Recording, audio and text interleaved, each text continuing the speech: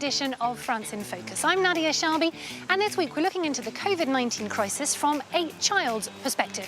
Between closed-off play areas, new and daunting ways of schooling, cancelled holiday plans, and the appearance of scary face masks, the end of lockdown hasn't brought much fun to the country's younger generation, who have their own take on events. Let's start by hearing from a few of them.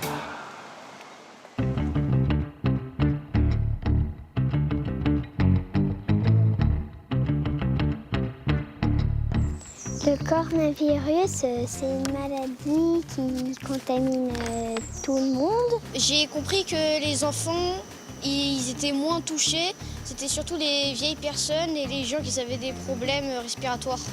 Il ne faut pas sortir dehors parce que sinon, si on croise quelqu'un et on s'approche trop de lui, et ça donne le coronavirus.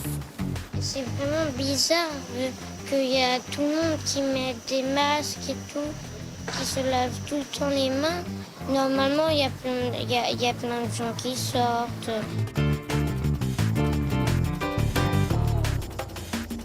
J'étais à ma maison à Paris et du coup, on ne pouvait pas sortir. Et sauf quelques fois, on faisait juste des balades, on ne pouvait pas rentrer dans les magasins. On a regardé un film dans l'appartement et on a joué dans la cour.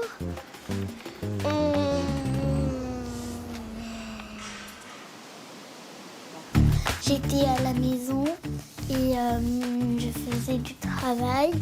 On a joué du piano et aussi par virtuel avec notre prof. On a fait virtuel avec notre maîtresse.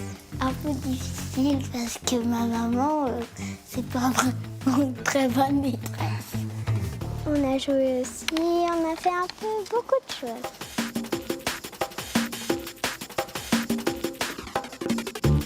Ouais, j'ai bien aimé faire les jeux en famille, comme les jeux de société, regarder la télé ensemble, faire des trucs ensemble, c'était cool. Moi, ce qui m'a manqué, c'est que ma maîtresse, je la voyais pas, donc c'est ça ce qui m'a manqué, je la voyais que sur l'ordinateur. Moi, ce que il me manque, c'est qu'on peut enfin être libre et jouer comme on le veut, et aussi qu'on retrouve les activités. À l'école, on peut plus apprendre des choses parce qu'on peut communiquer entre élèves et professeurs. On doit toujours se laver les mains quand on croit qu'on a des microbes et quand il faut. Ce qu'on n'arrive pas à vraiment comprendre, c'est qu'ils mettent plein de scotch par terre et c'est là où on doit se placer. C'est mieux de reprendre parce qu'on peut revoir nos amis, notre maîtresse et parfois on peut revoir des autres gens qu'on aime. J'espère que le virus va bientôt cesser de nous embêter. Now, while children make up just a fraction of France's confirmed COVID-19 cases, and the risk of seeing them develop severe symptoms remains very low, the crisis has had a significant impact on the country's youth as a whole, not least from the standpoint of mental health. And to tell us more about that, I'm joined now by our guest, psychotherapist Hélène Romano, who specialises in traumatic experience, especially among children. Hello, thank you very much for being with us. Bonjour. Now, at first, France seemed to view children only as highly contagious, healthy carriers. To what effect? Pour eux, c'est compliqué, surtout pour les petits. It isn't easy for them, especially younger kids. When they're described as healthy carriers, children's binary interpretation is that if someone gets sick, it's their fault. I'm reminded of one little patient who lost his granny to COVID. We had to explain that the virus is responsible, not him. It's very hard to get that across. Children take shortcuts to understanding things. Their reasoning is that they made the person ill and killed them. Clearly, we haven't been thorough enough in explaining to children what it means to be a healthy carrier. Aux enfants, ce que ça voulait dire être porteur sain. And so do you think French authorities should have addressed children directly to explain this crisis, or is that the parents' responsibility? I think children have been totally overlooked by French authorities in this crisis. When it's about explaining such a scary situation and its dire consequences on daily life, what with lockdown and then returning to a new normal, it's key that authorities take responsibility. Parents are already taking on everything at home, but when children go out into the world, the public sphere, then it's up to the President or the Prime Minister to take over and explain. It's paramount that the response measures and regulations take on clear meaning. And how do children respond to face masks? Face masks are a real problem for children. They're incomprehensible to kids.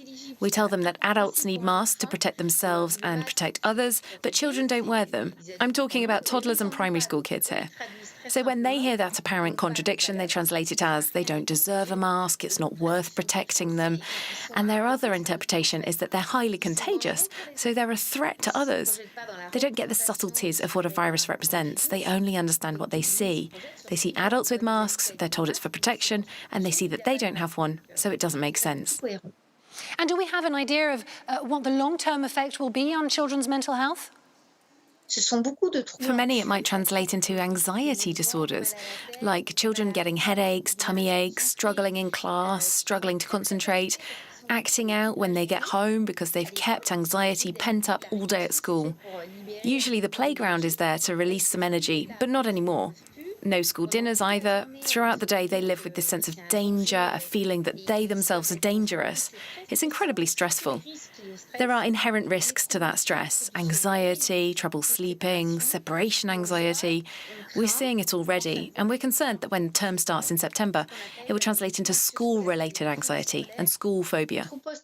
There's also post-traumatic stress, like living with constant overwhelming anxiety, especially for those children who lost a loved one, a grandparent perhaps, during confinement. Leurs grands-parents pendant le confinement. And has this situation also had an impact on family ties? I have started doing research on this with children under lockdown, and I've received 1,500 responses so far, so that gives an interesting sample. The effect on sibling relations is generally positive. It's tightened the bond for many. However, it's had a very negative impact on relations between children and their grandparents. Kids feel very guilty. They've been told they have to stay away to not contaminate their grandparents. And that's an issue, because grandparents hold a special place for children.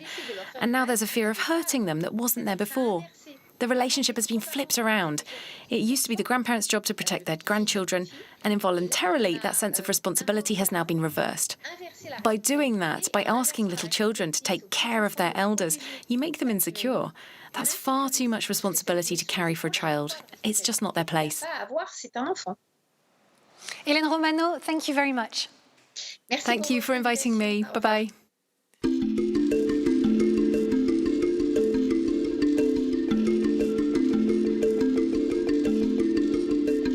Now, for fear of the virus, many French parents have chosen to keep their children out of school, but also away from medical practices. And doctors have flagged a significant drop in vaccinations and other necessary checkups, a form of withdrawal that's especially worrying for those children who are the victims of abuse and for whom confinement has taken its toll.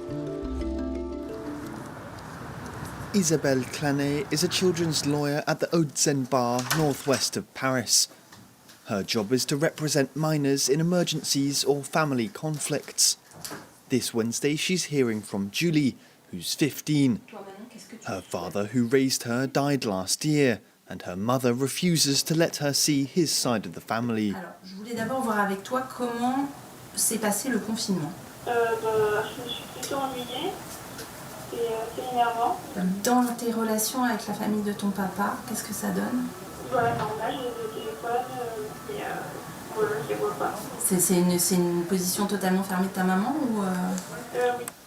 The number of calls to the hotline for children in danger has shot up during lockdown. Requests for intervention from neighbours, friends or children themselves increased by 113%. In the western suburb of Paris alone, there are now 79 more children's lawyers tackling the workload. But the wheels of justice have been slow since the pandemic arrived in France. Moi, je suis intervenue la semaine dernière pour une fratrie, 5 ans, 4 ans et 3 mois. Problème d'alcoolisation chez les deux parents, de promiscuité, de logements insalubres, une famille de 5 ou 6 dans un studio de 22 mètres carrés. En plein confinement, ça rajoute quand même des degrés de complexité. The legal system relies on the work of non-profits like this one, which investigates suspected cases. Over the last 2 weeks, it's had to place 3 children in foster care. Ce qui fait déclenchement du placement, c'est que on a repéré d'emblée que les fragilités parentales étaient d'une part massives et d'autre part des enfants qui vont mal, c'est-à-dire qu'on a repéré d'emblée qu'il y avait des problèmes de développement chez ces enfants, des problèmes de soins, et il y avait des risques de accidents domestiques, passage à l'acte, voilà. Normally, family members can go to the charity for support, but during the lockdown, children were shut up with their parents.